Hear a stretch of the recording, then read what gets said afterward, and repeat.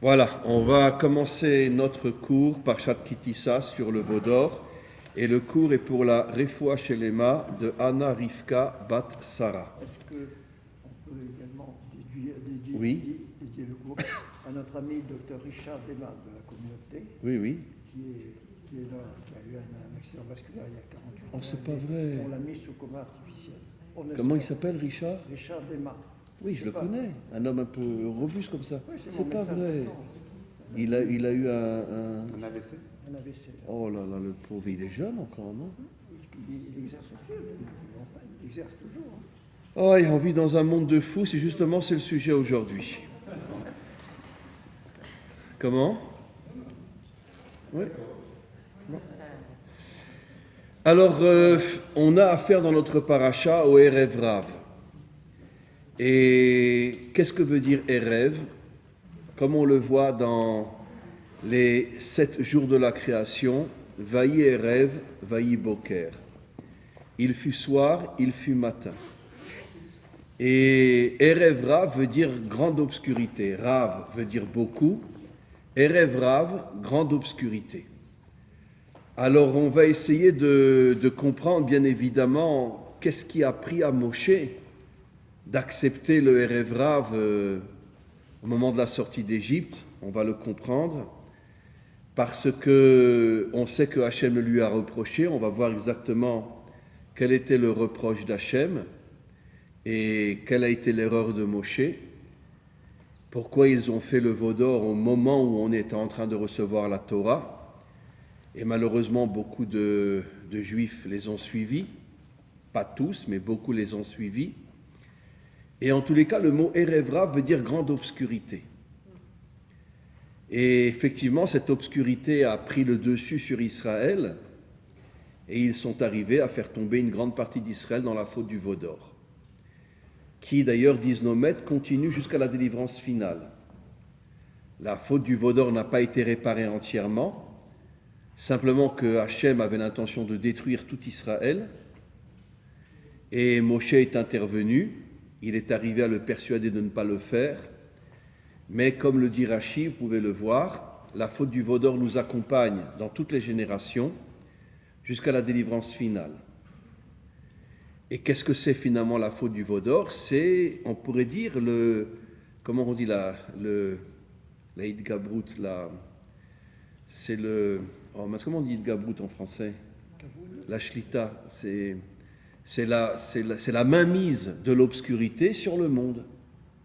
Et on le sait très bien aujourd'hui plus que jamais, combien l'obscurité nous dirige et nous domine. Comment? Oui, le renforcement de l'obscurité sur le monde. Mais on va faire un détour par la création, puisque je viens d'expliquer que le mot Erev Rav veut dire grande obscurité. Et on va revenir sur les 7 jours de la création, avec une différence énorme que je vais expliquer. J'ai fait un cours hier sur ce sujet-là, mais je vais l'expliquer d'une manière très différente aujourd'hui, qui va compléter le cours d'hier. Et le premier jour, il est marqué Vayi Erev, Vayi Voker, Yom Echad, qui veut dire jour de l'unité. Et tous nos commentaires posent la question, pourquoi il n'est pas dit Yom Rishon? Parce que le deuxième jour, il est dit Yom Sheni, troisième jour Yom Shlishi, etc. Donc normalement, pour suivre l'ordre normal du récit, on aurait dû dire Yom Rishon. Or, il est dit Yom Echad, qui signifie en vérité l'unité entre l'obscurité et la lumière. D'ailleurs, le premier jour parle de l'obscurité et de la lumière, puisque au début, il y avait l'obscurité, et Hachem a créé la lumière. Et par contre, le deuxième jour, on reprend Yom Sheni, Yom Shlishi, etc. Et nos maîtres nous expliquent, et je vais expliquer plus dans les détails dans quelques instants, qu'en vérité, il y avait effectivement à la fin du premier jour une unité entre la lumière et l'obscurité, mais Dieu a voilé la lumière, c'est ce qu'on appelle Oraganouz, la lumière cachée, et tout le travail de l'homme, c'est de redévoiler cette lumière et de la rattacher visiblement à l'obscurité. Alors, quel est le sens maintenant au niveau du décodage de l'obscurité et quel est le sens de la lumière? Il y a évidemment énormément de commentaires qui donnent des explications chacun à sa manière, et moi j'ai choisi le commentaire qui me paraît le plus important de tous. Comme il est dit au tout début de la création, Rashi l'explique, Allah bemarshafto livro et haolam bemidat hadin. Dieu a voulu créer notre monde sous le signe de la rigueur, que nos commentaires traduisent. La rigueur, c'est quoi? C'est toutes les épreuves, toutes les souffrances et toutes les difficultés de ce monde. Et nos maîtres nous expliquent que Vayi et rêve, l'obscurité, c'est toutes les souffrances et toutes les épreuves que l'humanité tout entière traverse sur le plan collectif, sur le plan individuel, et bien sûr Israël, plus que toutes les autres nations, puisque jamais un peuple n'a été autant persécuté qu'Israël, surtout depuis l'exil. Mais en vérité, ces épreuves, ces souffrances traversent l'humanité tout entière. Rien que pendant la Deuxième Guerre mondiale, 50 millions de morts. 50 millions de morts la Deuxième Guerre mondiale. Il n'y a eu que 9 millions. Aujourd'hui, on dit 6, mais on sait tous que c'est 9. 9 millions de juifs, donc en vérité 41 millions de non-juifs qui ont été assassinés en 5 ans. Première Guerre mondiale, 20 millions de morts, donc en 10 ans, 70 millions de morts. 70 millions de morts en 10 ans, les deux guerres mondiales, sans compter tout ce qu'il y a eu avant. Donc c'est un monde de rigueur, c'est un monde de souffrance. Et maintenant, quel est le sens du premier jour? L'unité entre la souffrance et la lumière. C'est-à-dire qu'en vérité, derrière toutes les épreuves que nous traversons, en tant que collectivité, en tant qu'individu, en vérité se cache une lumière incroyable derrière ces souffrances. Ça veut dire que ces souffrances ont un sens. Elles ont un sens. D'ailleurs, parfois, Dieu jette, on pourrait dire presque une petite allusion pour nous faire comprendre que, aussi terribles que soient les souffrances, je demande à Hachem de fermer les oreilles, mais on a vraiment envie de le cogner. Quand on pense toutes les souffrances et toutes les tortures qu'on faisait sur des enfants de 4, 5, 6 ans à Auschwitz, à Treblinka, on les dépeçait vivants, sans anesthésie, sans rien. Et ces ordures de la CIA ont récupéré tous les savants nazis après la guerre et les ont amenés en Amérique. Vive l'Amérique. Et donc, d'ailleurs, l'Amérique, c'est Amrek, un peuple vide. Amrek, un peuple vide, l'Amérique. Vide, Amrek, un peuple vide. Enfin, c'est surtout les dirigeants, quoi. Biden et tous les autres. Mais c'est sûr qu'il y a des gens bien dans tous les peuples, extraordinaires, bien évidemment. Mais quand on parle des dictatures, on parle des dirigeants, on ne parle pas des peuples. Mais en tous les cas, c'est sûr qu'on a envie de le cogner, Hachem. Oui, on a envie de le cogner. Où t'étais? Mais où t'étais? On prend un gosse de 6 ans, et Mengele est en train de l'ouvrir, vivant comme ça, et de lui enlever les intestins, et machin, etc. On n'a pas envie de le cogner, Hachem? Mais moi, j'ai pas honte de le dire. Oui, j'ai envie de le cogner. Et pourquoi on a envie de le cogner? Parce que nous, on voit que la souffrance, on voit que l'épreuve, on voit pas la lumière qu'il y a derrière. Quel est le sens de tout ça? Bien sûr que le sens, il n'est pas au niveau de notre intelligence telle qu'on l'a aujourd'hui. Ça dépasse complètement l'entendement. C'est ce qu'on appelle le Or Haganuz, la lumière cachée. Mais le premier jour, et seulement le premier jour, il y avait une unité entre le Erev, la souffrance, et le sens de la souffrance, la lumière. On était capable le premier jour de comprendre pourquoi Dieu nous fait souffrir. Et je vais l'expliquer dans quelques instants. Pourquoi il a décidé que ce monde soit un monde de souffrance? Vous savez que la pire des choses qui puissent nous arriver, c'est ce que nos maîtres disent dans le Talmud, de passer 40 jours sans épreuve. Nos maîtres disent, quelqu'un qui passe 40 jours sans épreuve, d'accord, sans difficulté, il descend en enfer, il ne remonte plus. Il descend au Gehinnom, il ne remonte plus. 40 jours sans épreuve. Donc c'est pour ça qu'il faut absolument se marier. Comme ça, il y a des tensions. D'accord? C'est le minimum d'épreuves qu'on peut avoir. Des tensions. Comment? C'est sympa. Non? C'est pas comme ça? Oui. Oui, bah alors, il faut dire la vérité. Oui. C'est le cadeau qu'Hachem nous a fait. Ezer Kenegdo. grâce au fait qu'on est marié, on a un minimum de tension tous les jours, ou de temps en temps la semaine, et comme ça, c'est sûr qu'on ne descend pas au Guéhinom. Voilà. C'est vrai ou c'est pas vrai? Voilà. Et donc, c'est vrai ou c'est pas vrai? Donc, il faut se dépêcher de se marier. C'est notre garantie qu'on ira au Gan Eden. En tous les cas, le premier jour, il y avait l'unité entre la souffrance et le sens de la souffrance. Après, Hachem l'a complètement caché. C'est ce que nos maîtres nous disent. Il a caché la lumière et il a demandé à l'homme de faire le travail de retrouver le sens de la souffrance. On sait que dans le prophète Ésaïe, Nachamu, Nachamu Israël, et nos maîtres disent que tous les prophètes au moment de la délivrance reviendront, il y aura une sorte de résurrection, bon on verra, qui vivra verra, et les prophètes viendront pour consoler Israël de tout ce qu'il a traversé, d'accord? Et il y aura un comme moi qui dira au prophète, allez vous faire voir, on ne veut pas vous entendre vous, qui vous êtes vous? Nous on veut que Hachem vienne s'excuser, on veut que Hachem vienne nous expliquer pourquoi il nous a fait ce qu'il nous a fait. Et c'est pour ça qu'il y a une haftara où on commence Nachamu, Nachamu, Israël, que Hachem en personne viendra nous consoler. Il dévoilera le Or HaGanouz et on comprendra à ce moment-là des choses qui sont complètement au-dessus de la compréhension d'aujourd'hui. On ne peut pas comprendre, mais on comprendra des choses qu'on ne peut même pas essayer de comprendre aujourd'hui, sur toutes les souffrances individuelles, collectives, etc. Et donc, après que Hachem ait caché cette lumière, il a dit à l'homme, c'est à toi de la retrouver.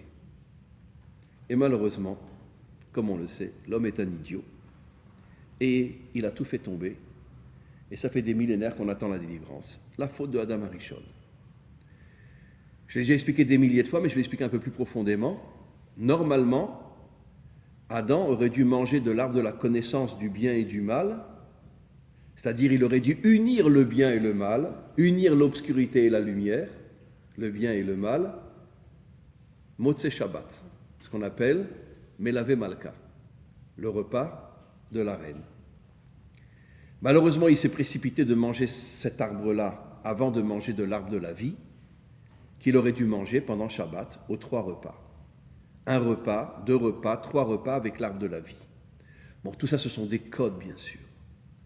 Qu'est-ce que signifie l'arbre de la vie? C'est quoi la vie? C'est l'union entre l'âme et le corps. L'union entre la dimension cachée et la dimension visible. Et c'est quoi l'âme? L'âme, c'est la lumière qui nous éclaire. C'est quoi le corps? C'est l'obscurité qui voile l'âme.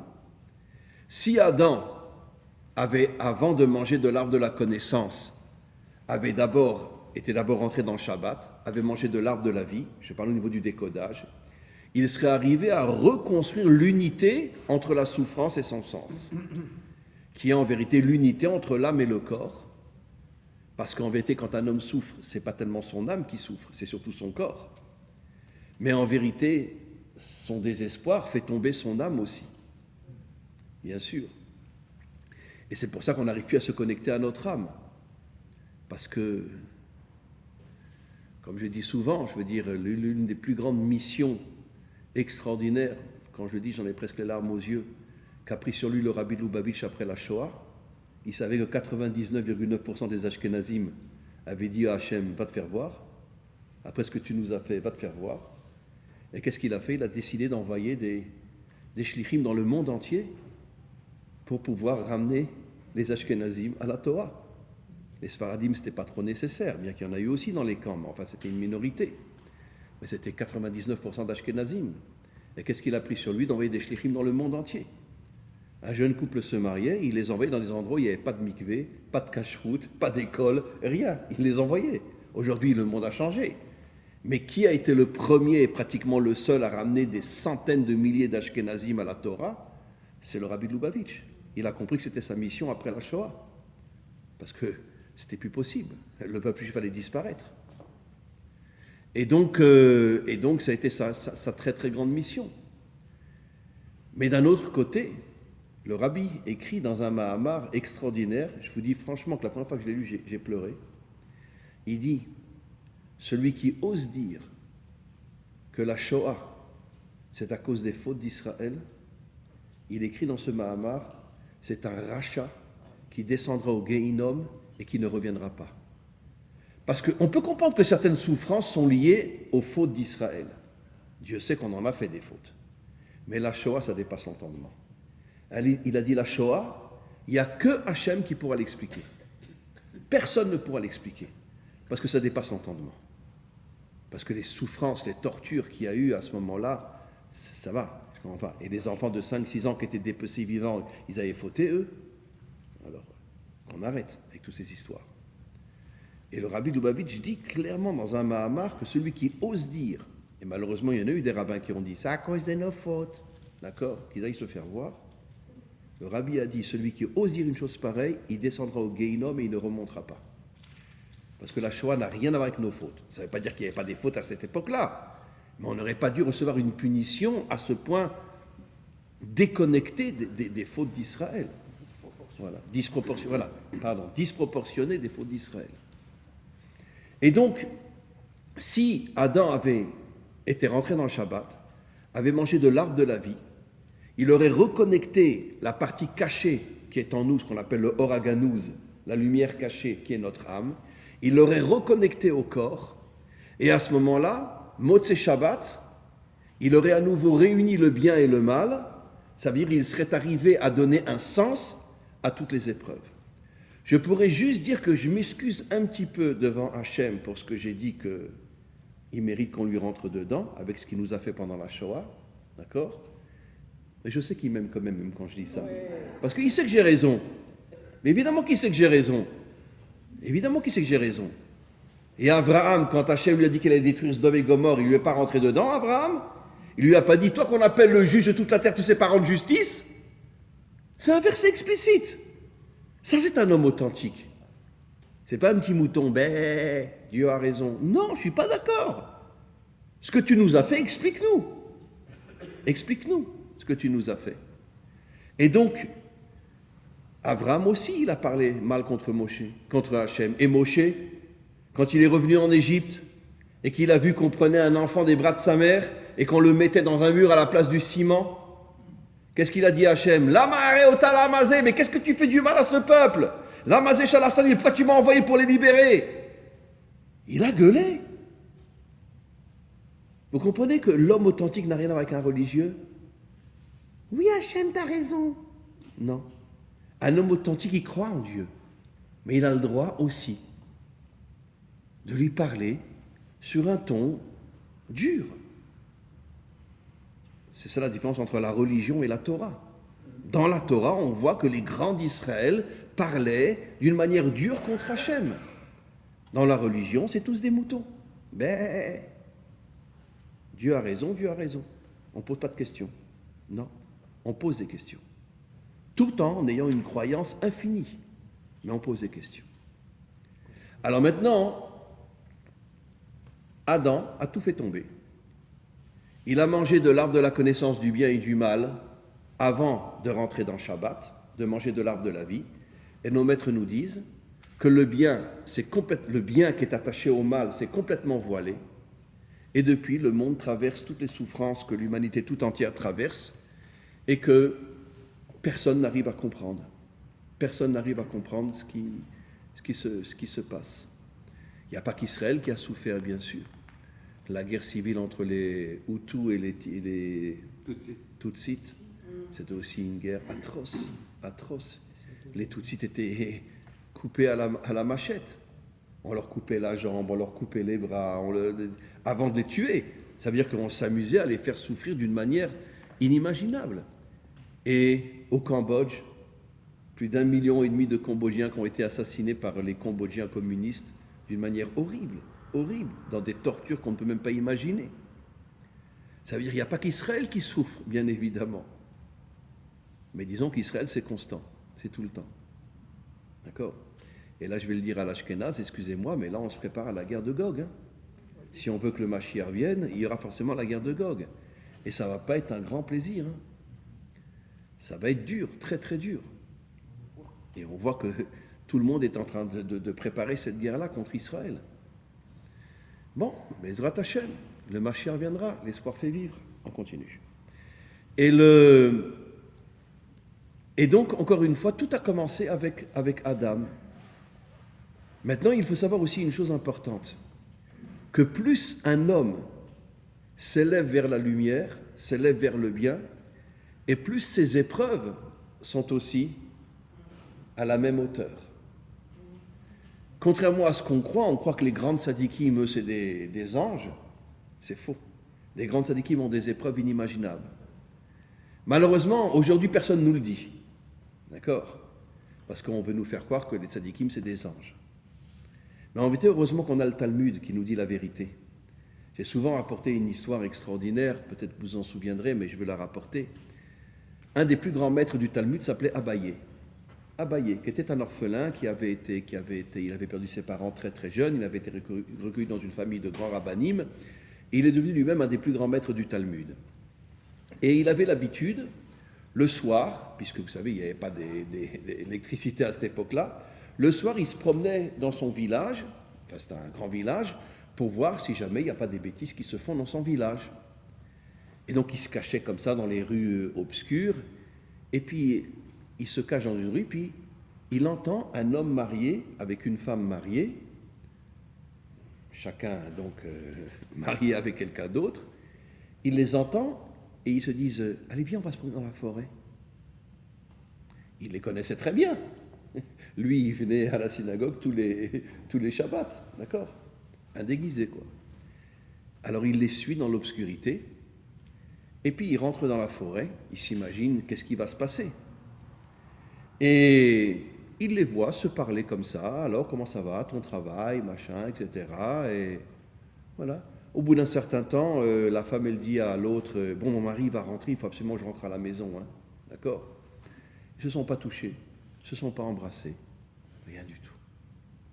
Ils rentrent, ils se séparent, chacun rentre chez lui.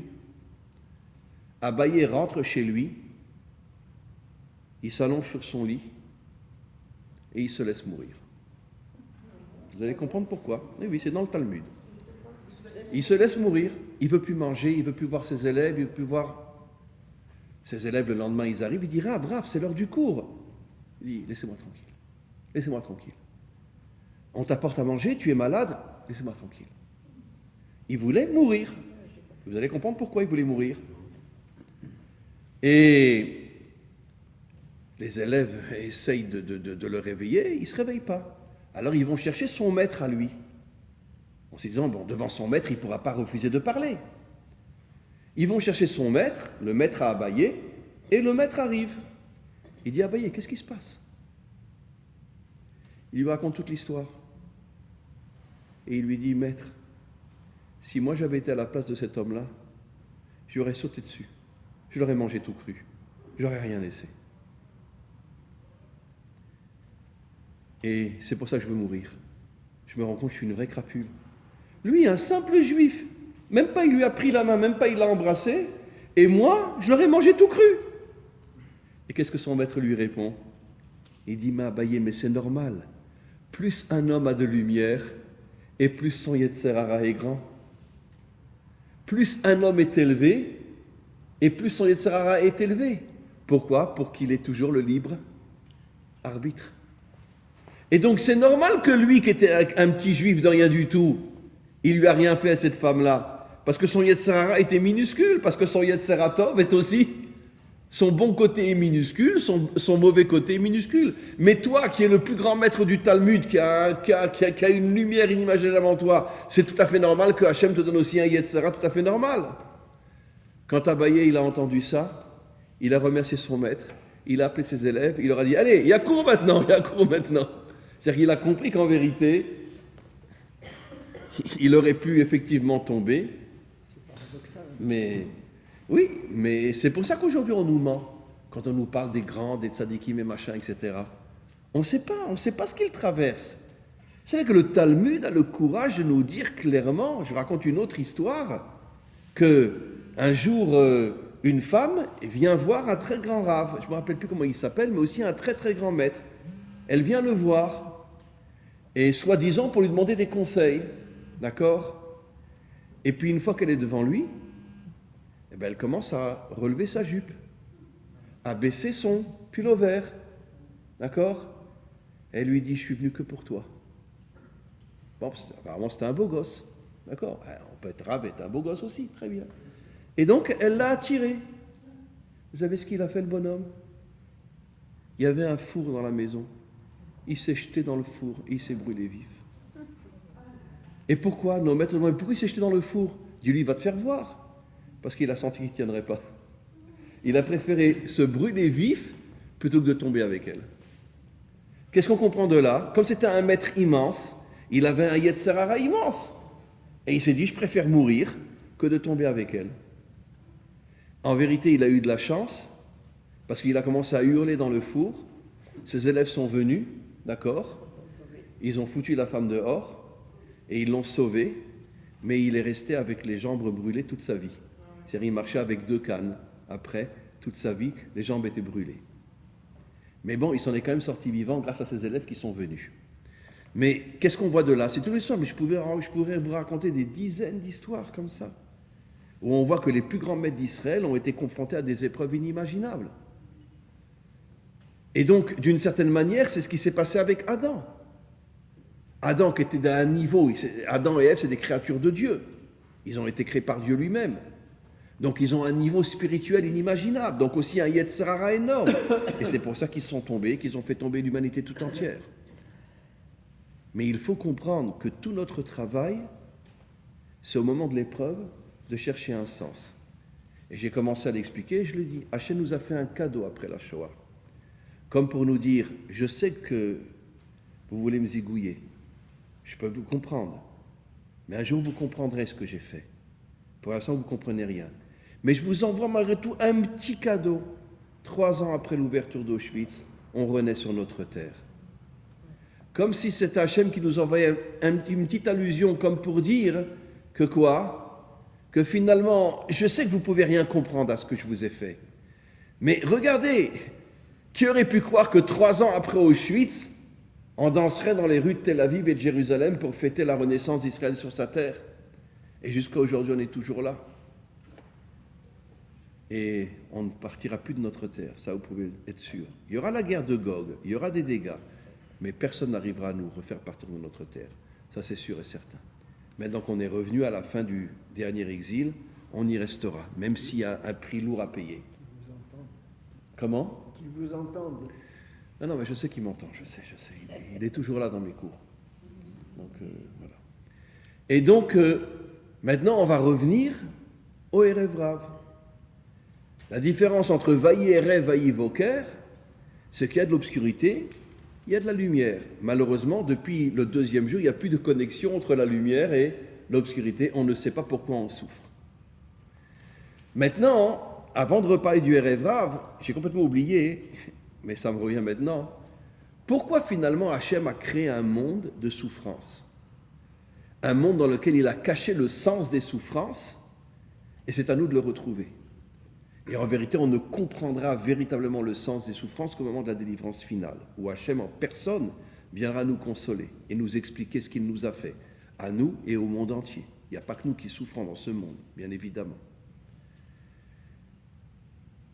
Alors, nos maîtres révèlent quelque chose d'absolument incroyable. Ils nous disent, vous savez qu'à partir de la délivrance finale, ça va se faire étape par étape, mais ça deviendra une réalité, l'homme vivra d'une manière éternelle. Voilà. Ça ne veut pas dire qu'on sera sur un banc en train de manger des glaces toute la journée. Évidemment que l'histoire va continuer avec des difficultés, etc. Mais l'homme va vivre éternellement. Et Hachem sait, comme ça expliquent certains commentaires d'une manière extraordinaire, qu'en vérité, que pour pouvoir vivre éternellement, il faut une union totale entre l'âme et le corps. Puisque qu'est-ce que c'est la mort? C'est la séparation entre l'âme et le corps. L'âme remonte en haut et le corps descend en bas. Il faut une connexion totale entre l'âme et le corps. Et pour qu'il y ait une connexion totale entre l'âme et le corps, il faut, on pourrait dire une émouna, une confiance, je n'ai pas dit une compréhension. Compréhension, c'est au moment de la délivrance. Mais il faut une connexion avec la Emouna inimaginable, qui fait que même si je suis révolté contre Dieu, même si je ne comprends pas ce qu'il m'a fait, même si je ne comprends pas comment il agit, comment il se comporte avec le monde, je sais que tout ça a un sens et je ne me déconnecte pas de lui. Ça, c'est la Emouna. La Emouna nous empêche de tomber. Aujourd'hui, la majorité de ceux qui souffrent gravement tombent. Mais si tu as la Emouna, tu ne tombes pas. Et si tu as la Emouna, tu commences à connecter ton âme et ton corps et tu es en train de préparer la vie éternelle. Oui. Quand on dit vaï, c'est toujours, d'après Rachid, que quelque chose de grave va arriver. Le mot vaï fait allusion à la souffrance. Vaï et rêve, on comprend. Mais pourquoi vaï boker? Comment? Vaï et rêve, on comprend, c'est l'obscurité. Mais vaï boker, c'est la lumière. Pourquoi vaï devant boker? Je répète la question de notre ami. Le mot vaïi est expliqué par nos maîtres, c'est un terme de souffrance. Vaïi. Vaïi, bimé, Mordechai, etc. Quand une phrase commence par vaïi, ça fait allusion à des souffrances qui vont venir. Donc notre ami pose la question, vaïi et rêve, on comprend puisque c'est l'obscurité. Mais pourquoi vaïi, boker? Alors la réponse est exactement ce que j'ai donné. Parce que Dieu a caché l'obscurité, a caché la lumière, et comme l'homme a fauté et ne retrouve pas la lumière, finalement on est dans un monde de souffrance totale. À l'exception de ceux qui ont la Emouna, ça ne veut pas dire qu'eux non plus ne souffrent pas, évidemment. Mais au moins, ils ont une forme d'acceptation de cette souffrance, même s'ils ne la comprennent pas, ils l'acceptent en se disant qu'un jour, on comprendra. Et donc c'est la raison pour laquelle même sur le boker c'est marqué Vaïei. Maintenant, j'ai complètement oublié de vous dire, Erev, quand on change les lettres, ça fait Bera dans le mal. Et boker, si tu changes les lettres, ça fait Kever, la tombe. Pour nous dire que quand tu es dans le Bera, tant qu'on ne retrouvera pas la lumière cachée, même le boker qui devient ta tombe. Ben oui, Kever, Boker, c'est les mêmes lettres. Erev, Bera, c'est les mêmes lettres. Pour nous faire comprendre que dans le monde d'aujourd'hui, c'est la souffrance et la tombe. Pour la grande majorité des hommes. Comment?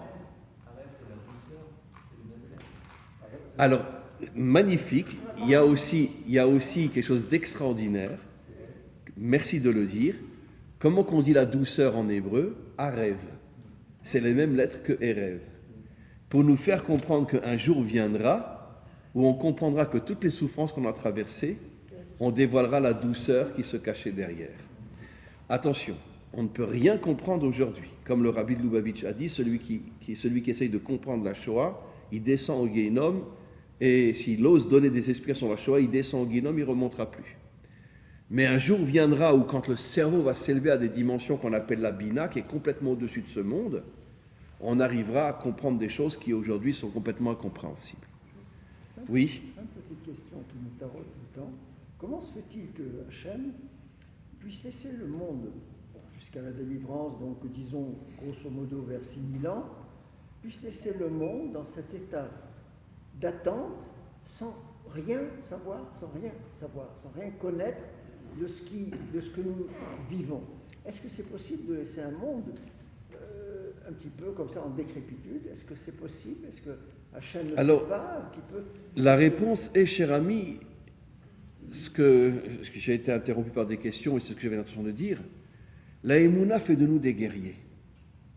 En vérité, pour pouvoir rentrer dans l'éternité, on ne peut pas être des gens faibles. On a besoin d'être des guerriers, des gens forts. Des gens qui ne tombent pas, qui ne baissent pas la tête. C'est possible. Non, c'est pas possible. La majorité des gens ne peuvent pas. La majorité, oui, c'est vrai. Mais nos maîtres expliquent que quand le Mashiach va se dévoiler, il arrivera à redonner des forces à tous les Bnei Adam qu'il y a dans ce monde, tous les descendants d'Adam et Ève. Pas tous les humains sont des descendants d'Adam et Ève, comme on le sait, mais il arrivera à redonner des forces à tous les descendants d'Adam et Ève. Et pourquoi? Parce qu'il va commencer à révéler des choses à Israël, aux nations, etc. Et donc on va reprendre notre force de guerrier pour pouvoir entrer dans l'éternité. Ça veut dire que, j'oserais presque dire que Hachem n'avait pas de choix. Oui, il avait fait de nous des anges, c'est-à-dire des robots idiots, d'accord? Puisque qu'est-ce que c'est un ange? C'est un robot. Il n'a pas de Yetzer Hara, il n'a pas de Yetzer Tov, il n'a pas de mauvais penchant, il n'a pas de... C'est un robot spirituel. Hachem ne voulait pas qu'on soit des robots, il voulait qu'on soit des êtres humains, avec le libre arbitre, avec la possibilité de tomber, de remonter, de se relever, etc. C'est pour ça qu'il nous a mis dans un monde d'épreuves, pour justement faire de nous des guerriers. Alors dans toutes les générations, il y a une minorité de guerriers par rapport à la majorité des hommes et des femmes. Mais nos maîtres nous expliquent que le Mashiach, lui, arrivera à redonner cette force guerrière à tous les descendants d'Adam et Ève au tout début, au moment de la délivrance finale. Et en attendant, il faut la Emouna. D'ailleurs, j'ai souvent expliqué, la Emouna, c'est le même mot que Imunim, qui veut dire l'entraînement militaire. Ça veut dire que, c'est quoi la Emouna? C'est un entraînement militaire. C'est ce qui va faire de toi un guerrier. C'est les mêmes lettres. Ça veut dire que la Emouna te permet de devenir un guerrier, de devenir un vrai soldat. Le terme exact. Emouna, Emunim, c'est les mêmes lettres. Emunim veut dire un entraînement militaire. Ce qui veut dire que qu'est-ce que c'est la Emouna? C'est pas je crois en Dieu. Non. La Emouna, c'est uniquement j'ai une épreuve et je tombe pas. Et le plus grand guerrier, c'était Abraham. Ah justement, c'est ce que je vais expliquer. Prenons l'exemple du roi David. Vous avez raison sur Abraham, mais nos maîtres nous disent jamais un homme a souffert autant que le roi David. Jusqu'à l'âge de 17 ans, 18 ans, toute sa famille le considérait comme un bâtard. Vous connaissez l'histoire, j'ai raconté 1000 fois. Après, oui, il était considéré comme un bâtard. Parce qu'il il y avait eu une erreur de la part de son père, Mais bon, un bâtard, un mamzer. Après les épreuves qu'il a eues, son beau-père Shaoul a voulu le massacrer. D'accord? Après ses enfants, il a eu un fils qui a violé une de ses sœurs. Adoniaou a violé une de ses sœurs. Après, il a eu un autre fils qui a voulu le tuer et qui a violé toutes ses femmes, Absalom. D'accord? Et toutes les épreuves qu'il a traversées. En plus, un guerrier d'une force inimaginable, il meurt à 70 ans. Il est mort de froid. Pourquoi? Nos maîtres, il a tellement souffert que le froid a pris le dessus sur lui et il est mort de refroidissement. Tellement il a souffert. Nos maîtres disent jamais un homme n'a souffert autant que le roi David. Et pourtant, c'est le symbole de la Emouna. C'est le symbole d'un homme qui n'est jamais tombé. Attends, quand son fils a voulu le tuer, et que quand son fils est rentré à Jérusalem, il a violé toutes ses femmes. Un fils qui viole les femmes de son père. Après, il continue à le poursuivre pour le tuer. C'était la conséquence quand même de ses actes. Comment? C'était la conséquence de son adultère. C'était pas un adultère. Elle était divorcée. Mais Nathan, son prophète, il lui a dit. C'était un adultère moral, on va dire, mais pas halachique, parce qu'elle était divorcée. Le roi David avait institué que tout soldat qui part à la guerre doit donner un acte de divorce à sa femme, parce que s'il ne revient pas, sa femme ne pourra pas se remarier. Malheureusement, comme c'est le cas aujourd'hui, la femme de Ron Arad n'a jamais pu se remarier, parce que son mari a disparu, on ne sait plus où il est aujourd'hui, et elle n'a jamais pu se remarier, alors qu'elle avait 25 ans quand elle a perdu son mari. Et toute sa vie, elle n'a pas pu se remarier, parce qu'on n'avait pas de preuve que son mari était vraiment mort. David avait institué que chaque homme qui part au combat divorce sa femme. Et quand il revient, il la reprend, bien sûr.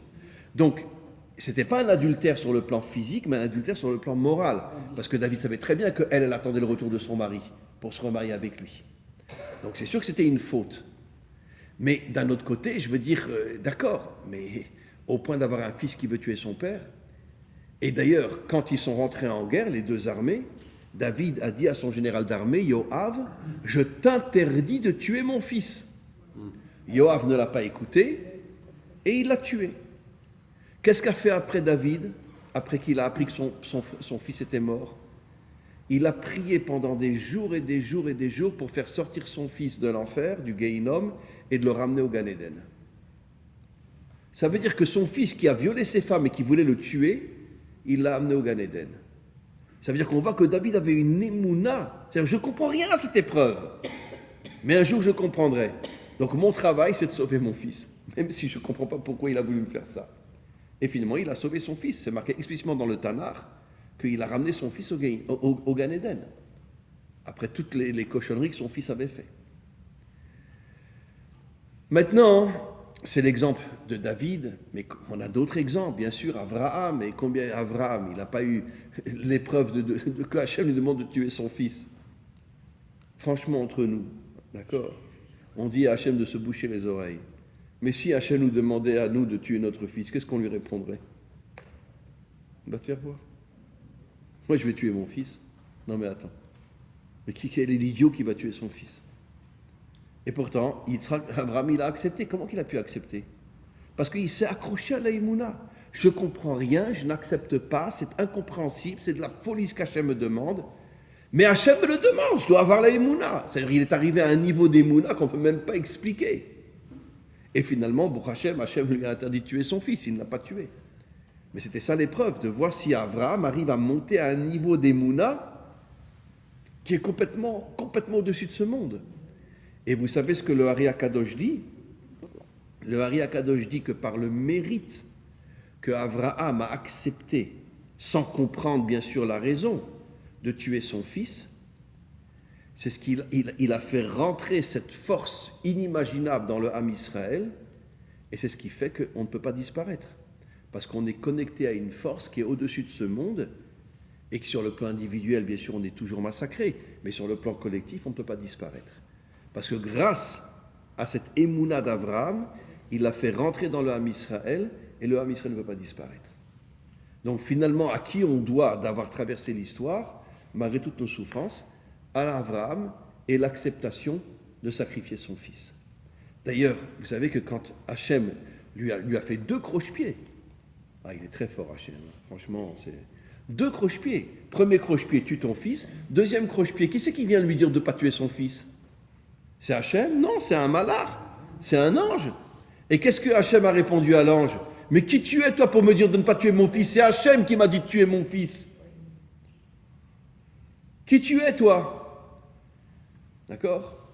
Et il lui a dit, et il lui a répondu, non, je vais le tuer. Alors Hachem a été obligé d'intervenir, il est venu, il lui a dit, non, ne le tue pas. Si Hachem n'était pas intervenu lui-même, il n'aurait pas écouté le malach.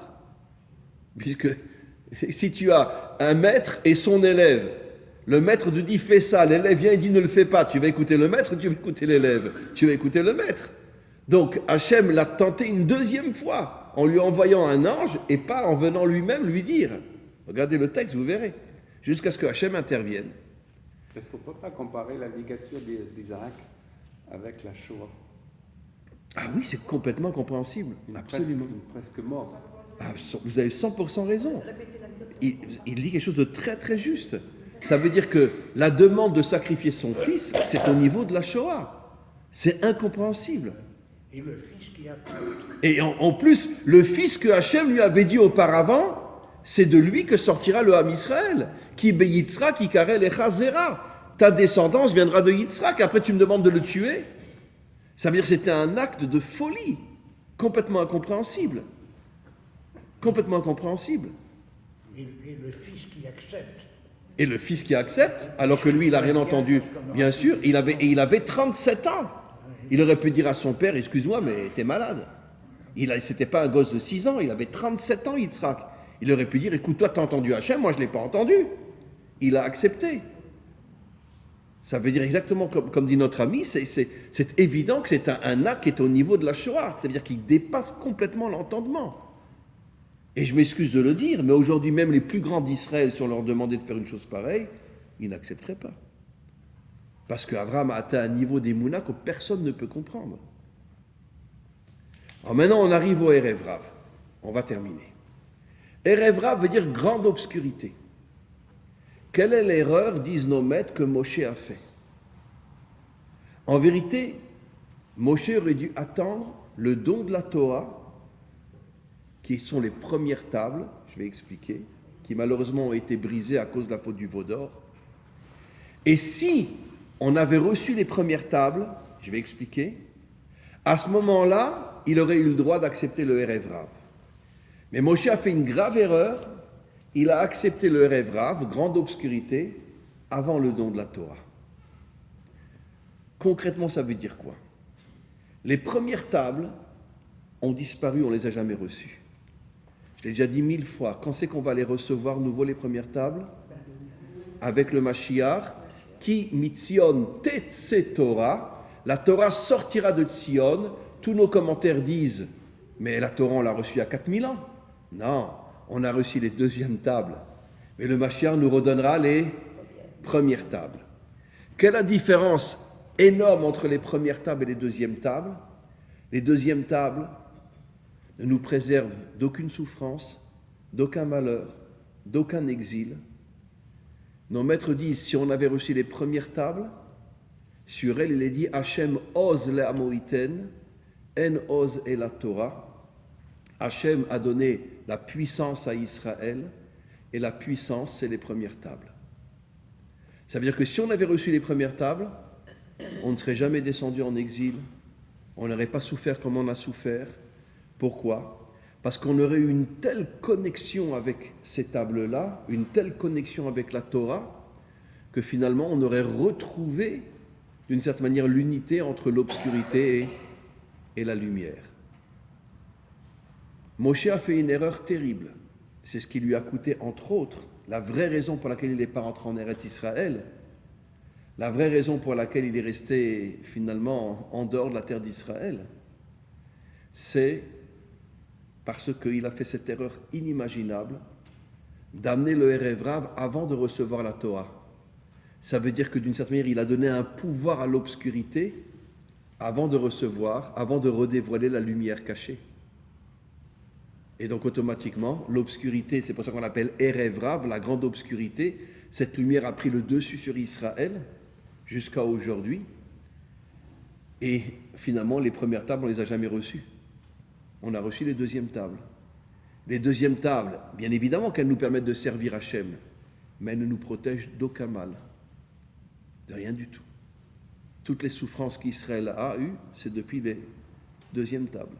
Elles ne nous protègent pas, parce qu'elles n'ont pas de force. Elles ne font pas de nous des guerriers, ces tables-là. Il y a des exceptions ici et là.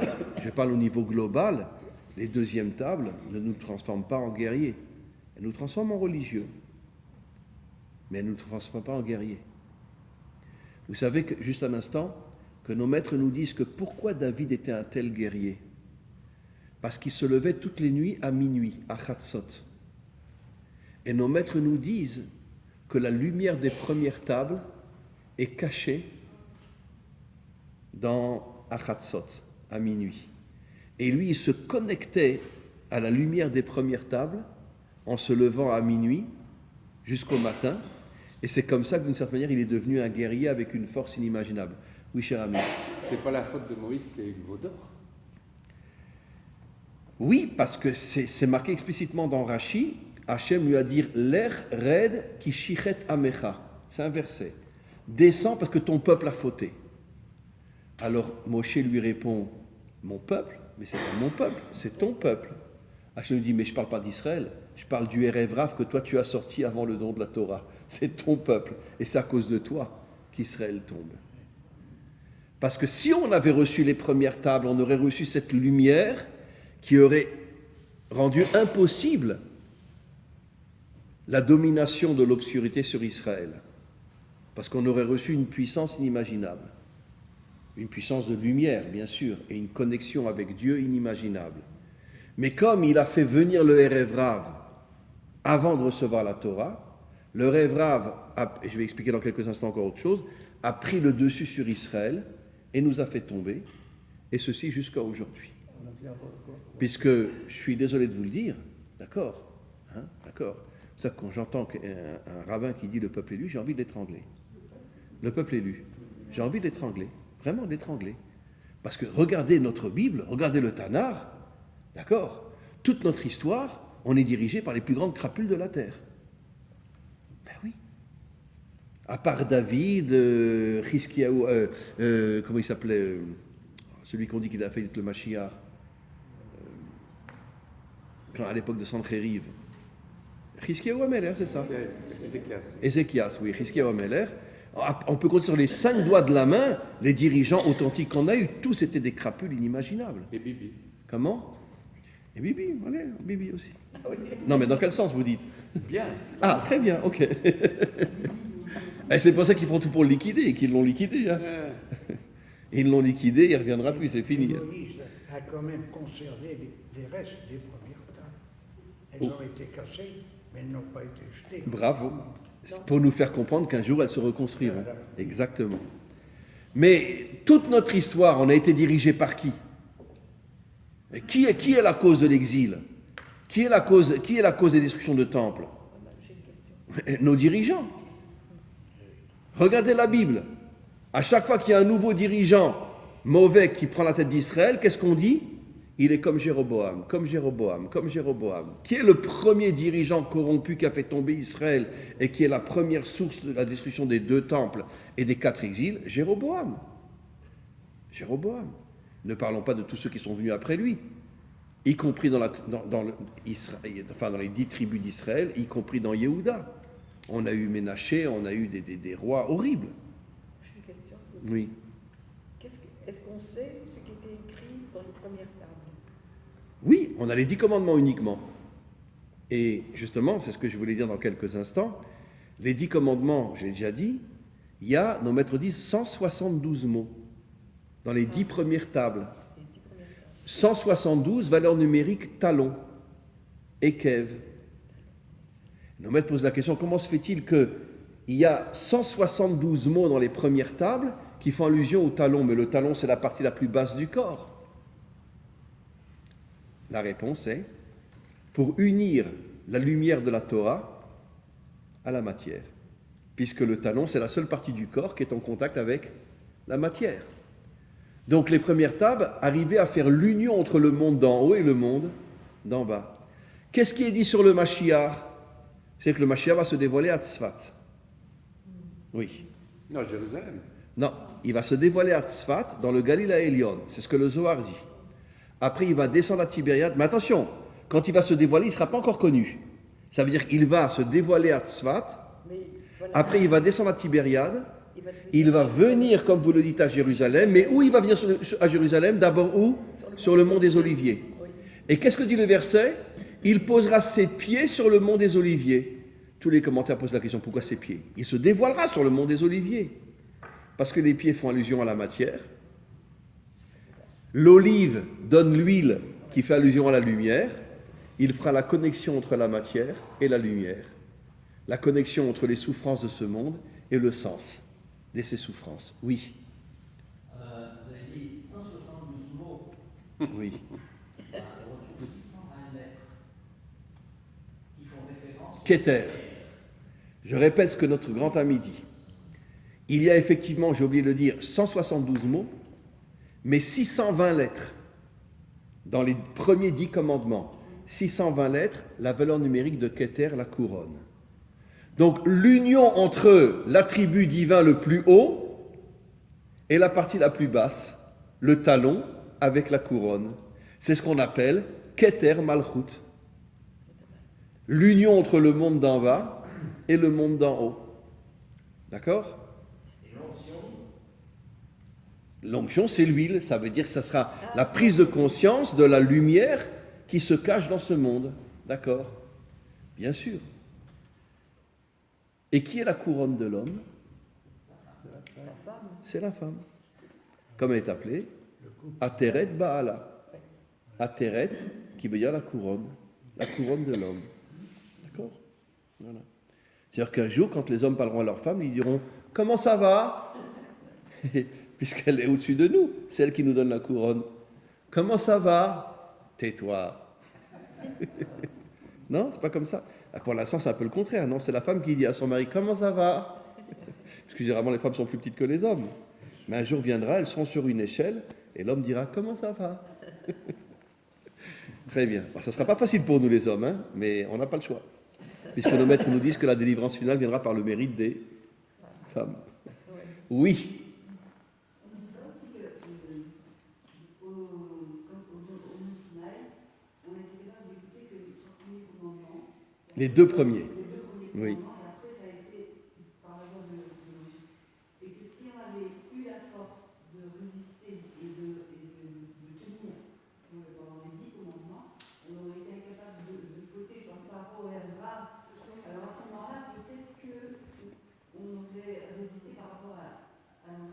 Alors, vous dites quelque chose d'extraordinaire. Vous voyez, c'est une femme qui parle.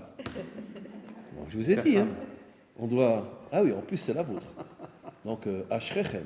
Je reconnais, je lève la Voilà, je lève la tête. Où tu es? En tous les cas, vous dites quelque chose d'extraordinaire. Et elle dit quelque chose d'extraordinaire, que c'est un commentaire. Qu'en vérité, il s'est passé quelque chose de grave à l'intérieur du peuple juif. Ils n'ont voulu entendre de la bouche directement d'Hachem que les 2 premiers commandements. Après les 8 autres, ils ont demandé à Moshe d'être entre eux. C'est un verset précis qui dit qu'on a peur de mourir, parce que c'est trop fort, c'est trop puissant. Et la réponse d'Hachem est que s'ils avaient accepté d'entendre, s'ils avaient eu la force, le courage d'entendre les 10 commandements, il n'y aurait pas eu la faute du veau d'or. Maintenant, pourquoi il y a eu la faute de veau d'or au moment du don de la Torah? Mais c'est comme j'ai expliqué. Plus la lumière est grande, et plus l'obscurité augmente. Et comme malheureusement, Moshe a lui aussi fait cette faute d'amener le Erev Rav avant le don de la Torah, et Israël a fait cette faute, comme vous le dites très justement, de ne pas vouloir écouter directement de la bouche de Dieu les 10 commandements, ils n'ont voulu entendre que les 2 premiers, ça les a affaiblis, et d'une certaine manière, ça les a soumis au Erev Rav. Comment? Comment se fait-il que le 4/5 de l'Erev est resté en Égypte? Comment c'est ça. Ah non, c'est les 4/5 d'Israël qui restaient en Égypte. Pas le Erev Rav. Le Erev Rav, lui, est sorti d'Égypte. C'est 4/5 d'Israël qui est resté en Égypte. Pas le Erev Rav. Non, pendant la plaie des Rochers. Pendant la plaie de l'obscurité, en vérité, certains commentaires disent qu'ils sont tous morts, ces 4/5 sont morts. Il y en a qui disent que ce n'est pas une mort physique, mais c'est une mort dans le sens où ils se sont complètement assimilés, ils ont perdu leur identité juive et ils sont devenus complètement égyptiens. Quoi. Mais c'est 4/5 d'Israël qui est sorti. D'ailleurs, je vais le dire à l'Ashkénaze, mais vous savez que le Talmud dit exactement la même chose. Comment la délivrance finale ne survivra que 1/5 d'Israël. Ça veut dire 20%. 80% disparaîtra. Ils sont sortis là. Comment?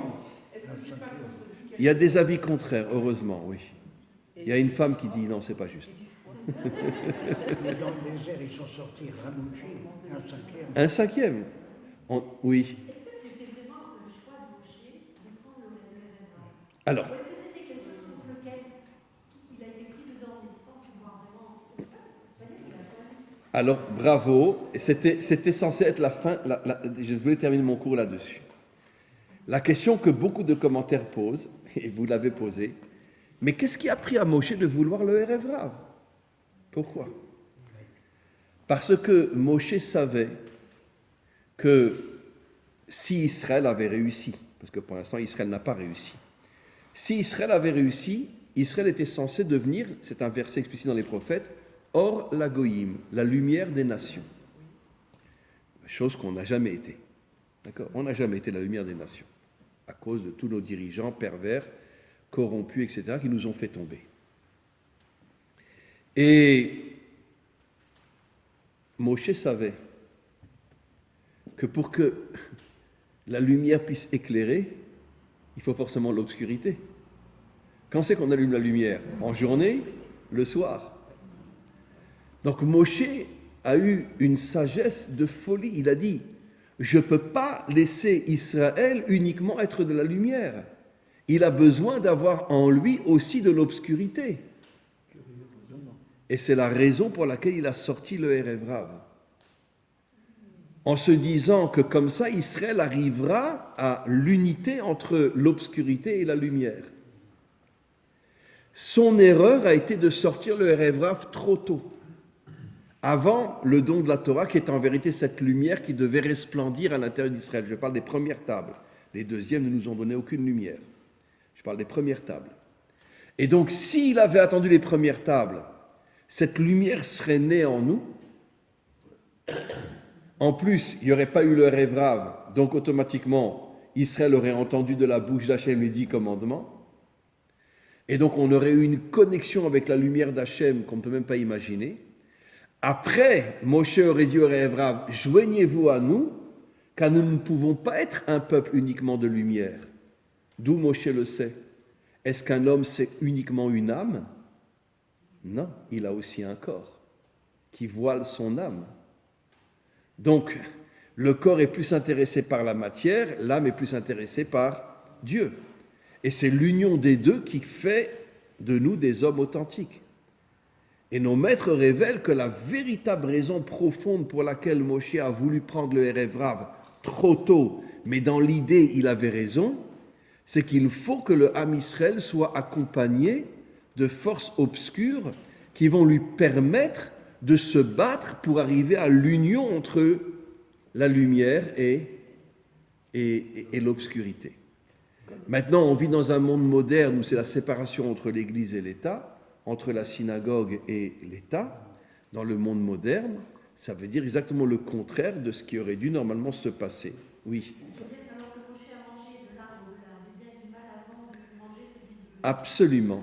Moshe, exactement. J'ai un peu de gêne à le dire, mais le Hari Akadosh dit clairement que d'une certaine manière, Moshe a reproduit la faute de Adam Arishon, et le Talmud dit explicitement que la faute du veau d'or est la répétition de la faute de Adam. Et qui est le Adam à ce moment-là? Eh bien, c'est Moshe, qui s'est précipité à amener le Erev Rav, l'obscurité, avant que la lumière puisse apparaître, ce qui aurait dû être le Shabbat, l'arbre de la vie, avant l'arbre de la connaissance. Et Moshe a recommencé exactement la même erreur. Et d'ailleurs, dans le nom Moshe, vous avez le même et le He, 45, Gematria, Adam. C'est-à-dire que dans le nom de Moshe, vous avez le nom de Adam. Ce qui veut nous faire comprendre que Moshe était effectivement l'un des plus grands Gilgoul de Adam. Et malheureusement, il a recommencé la faute de Adam. Voilà. Bon, personnellement, j'en suis très content. Pourquoi je suis très content? Je vais expliquer pourquoi. Parce que la Torah n'arrête pas de nous dire la vérité. Même les plus grands hommes fautent. Et moi, je dis toujours, vous savez, je m'excuse de le dire, mais un jour, comme ça, je faisais un séminaire à Paris, et puis on était autour d'une table comme ça, et puis j'ai demandé à tous ceux qui étaient là, comme ça, de dire, dites-moi en une phrase, d'accord, en quoi vous voyez que la Torah est grande. Bon, chacun a dit ce qu'il a dit, etc., etc. Et puis moi, je suis le dernier à avoir répondre. Et j'ai répondu comme ça remonte à des années. J'ai dit, vous savez pourquoi la Torah est vraie? Parce que c'est le seul livre saint qui nous dit que même les plus grands hommes ont tous fauté. Ça veut dire que la Torah nous montre qu'un homme reste un homme. Et même malgré sa grandeur, il peut fauter. La Torah refuse de considérer un homme, aussi grand soit-il, comme un saint. Il peut fauter. Même Moshe a fauté, même David a fauté, comme l'a dit notre ami, avec Bathsheba, etc. Et tout le monde faute. Oui. Que pensez-vous de ceux qui disent, vis-à-vis d'adversaires politiques ou avec qui ils ont des discussions un peu fortes, qu'ils sont le RFA dans le peuple juif de nos jours? Alors écoutez, c'est difficile de définir qui est le Rev Rav aujourd'hui, d'accord? Vous savez que le Khatam Sofer, qui était un des plus grands maîtres il y a à peu près 150 ans, d'accord, qu'Hachem me pardonne de dire ça, il a écrit un livre qui aujourd'hui, le monde religieux l'a complètement voilé, on ne sait plus où il est, où il ose dire, le Khatam Sofer, moi-même je l'ai lu, mais ces 20-30 dernières années, je l'ai lu quand j'étais encore très très jeune, quand j'étais à la Yeshiva, j'avais lu ce livre-là, où le Khatam Sofer disait que juste avant la délivrance finale, le Erev Rav ne sera pas seulement chez les laïcs, mais aussi et surtout dans l'établissement religieux. Quand les religieux ont entendu ça, d'accord, ils ont déchiré, brûlé, caché ce livre. Aujourd'hui, on ne le trouve plus. On ne sait plus où est ce livre Khatam Sofer. Mais moi, je l'ai vu de mes propres yeux quand j'étais à l'Yeshiva à Bnei Brak à Slobotka. Et je l'ai lu. Ça remonte à 40 ans. Mais depuis une vingtaine d'années, on ne sait plus où est ce livre. On ne sait plus où il est. J'imagine qu'ils ont tout fait pour le faire disparaître. Mais le Khatam Sofer osait dire que le Erev Rav serait aussi dans l'établissement religieux. D'accord? Et donc, ce n'est pas seulement les laïcs, le Erev Rav.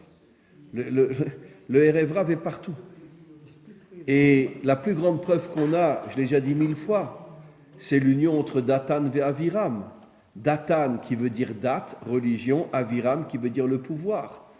L'union entre le clergé et la noblesse qui existe chez nous comme partout.